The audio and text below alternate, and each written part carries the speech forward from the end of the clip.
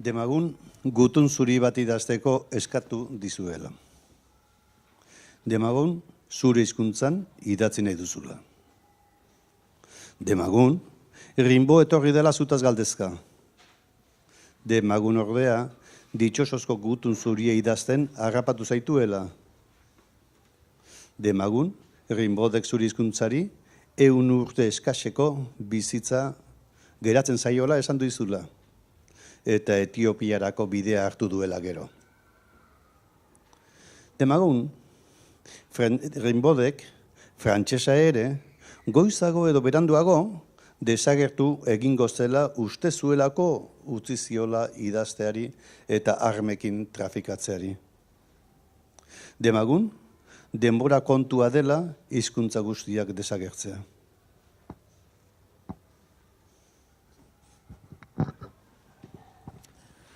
Demagun hitza itzuli egin behar dela. Demagun hitza itzultzea zaila dela. Demagun Shakespearek euskera zekiela eta esan zitzula demagun hitza itzulezina dela. Demagun hala ere, demagun hitza itzultzea erabakitzen duzula. Demagun itzulpena dela mundu honetan librea den gauza bakarra.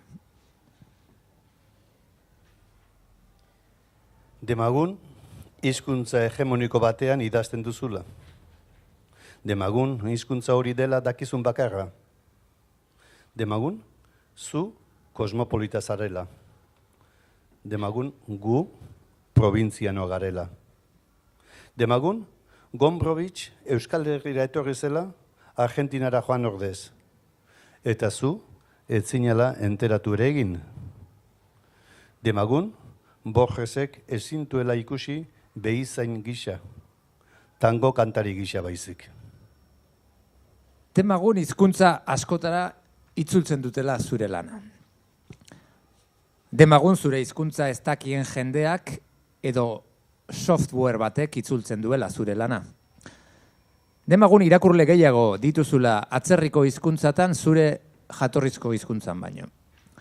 Demagun deprimitu egiten zaituela zeure liburuen itzulpenak irakurtzeak. Demagun ispilu deformanteen galeria batean bestela sentitzen zarela. Orson Welles baizinean, Shangaiko Dama filmean. Demagun Felix bizi zarela zure lanak ongi itzuliak dauden ustean.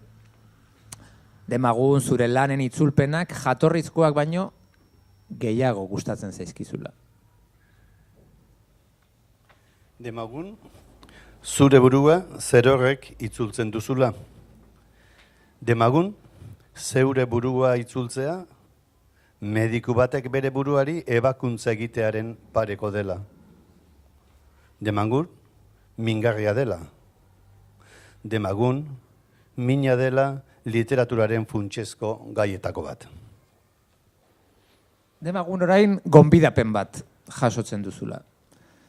Demagun bestearen larruan jartzeko eskaera bat dela gonbidapen hori. Demagun Hemingway bertsolari plazara ere joaten zela. Demagun Zimborskak txirritaren bertsoak irakurri zituela. Demagun Marcel Proustek erresilen pasatzen zuela uda Paulino Uzkudunekin. Demagun zergatik ez duzun zuk ere gure gonbidapena onartuko ba.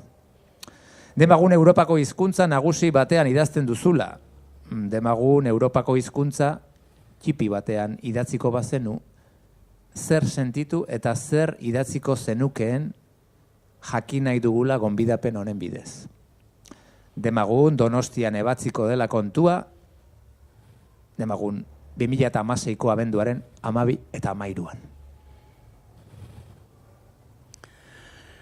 Demagun, itzultzaileak mamua direla pentsatzen dugula, baina ez direla egiaz mamu, literaturaren arteko zubi baizik.